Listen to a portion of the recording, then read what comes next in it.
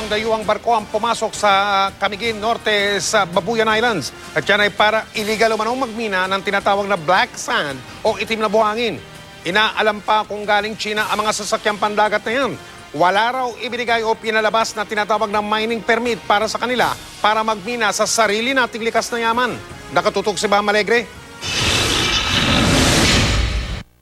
Saan man lumingon sa Babuyan Islands, mahahalina sa yumi at ganda ng probinsya. Kabaligtaran marahil ang pangalan sa tunay na ganda ng mga isla dahil hindi pa nabababoy ng sibilisasyon ang mga likas na yaman nito. Pero noong July 1, lumitaw sa Facebook ang mga litrato ng barko na di umano'y nagsagawa ng black sand mining sa Camiguin Norte, Babuyan Islands. Tinag nila ako sa Facebook. May nakita silang barko na nakaparada dyan sa harap ng isla. Halagang likas na yaman ng black sand dahil taglay nito ang iron at iba't ibang mga metallic minerals na ginagamit sa paggawa ng bakal. Minsan meron din itong rare earth minerals katulad ng thorium, titanium, zirconium at tungsten. Sa black sand mining, pwedeng higupin ng itim na buhangin mula sa seabed o di kaya hukayin ng mga ito mula sa dalampasigan. Sa isang petisyong may mahigit 1,000 lagda raw, nagprotesta ang mga residente sa panghihimasok ng mga foreign vessel sa kanilang lugar. Sa loob ng 5 araw, 2 barko raw ang nagpalitan sa pananatili sa mga isla. Dumating yung barko June 27, 28 at yung parang kamukharing barko June 29, 30 po at saka July 1. Kinumpirma at pinangalanan ng Mines and Geosciences Bureau ng Department of Environment and Natural Resources o DENR ang 2 napaulat na foreign vessel, ang Monte Cristo at Shehaiyu.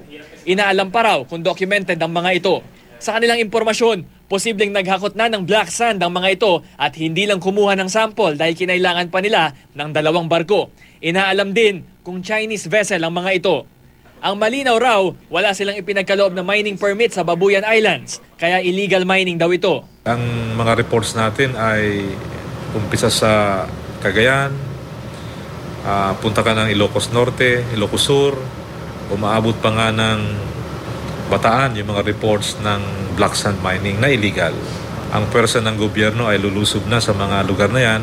Bukod sa labag sa batas, matindi raw ang pinsala ng illegal na pagmimina ng black sand sa kalikasan. Apektado ang coral reef, pero ang pinakamatindi dyan na epekto ay yung pagkasira sa coastal areas natin.